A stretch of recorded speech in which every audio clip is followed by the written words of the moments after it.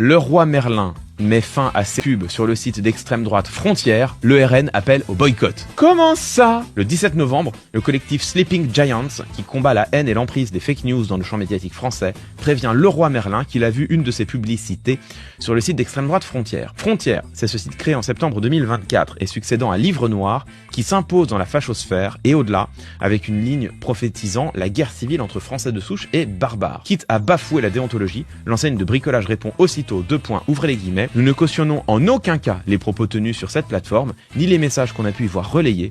Le site a été ajouté à notre liste de blocage publicitaire, décide alors le géant du bricolage. Les élus RN et la fachosphère partent en croisade, c'est quand même dingue. C'est-à-dire qu'ils sont partis en croisade contre Leroy Merlin. Ils ont vraiment que ça à faire de leur vie, parce que Leroy Merlin ne veut pas que leur annonce se retrouve sur le site de Frontières. On a des visuels. Donc on voit effectivement le site Frontières ici, Frontières qui vend des t-shirts avec marqué « On est chez nous ». En réaction à cet échange, le fondateur et directeur de la rédaction de Frontières, Éric Tegner, n'a pas hésité à contre-attaquer en accusant l'extrême gauche, et notamment LFI, d'être à la manœuvre. LFI main dans la main avec Leroy Merlin et les Sleeping Giants, visiblement des soutiens du mouvement terroriste du Hamas, c'est plus fréquentable qu'un média de droite honteux pour cette entreprise.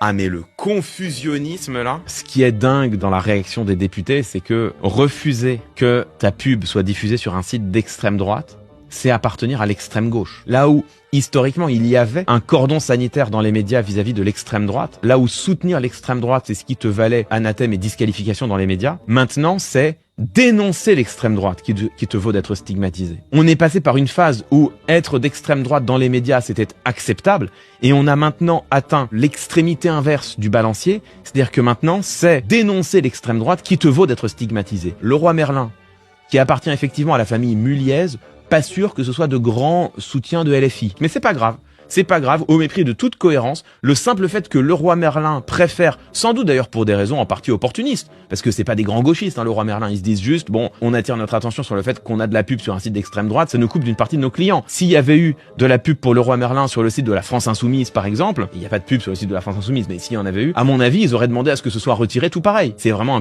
un calcul purement économique de, il ne faut nous aliéner aucun client, nous tout ce qu'on veut, c'est vendre le plus de matériel possible au plus de monde possible. Mais le simple fait de refuser d'apparaître sur un site d'extrême droite et donc de ratifier l'analyse pourtant correcte et fondée que Frontières est bien un site d'extrême droite, ça leur vaut d'être qualifié par non seulement Frontières, mais par des députés du Rassemblement National dans une campagne de contre-feu, de contre-attaque médiatique.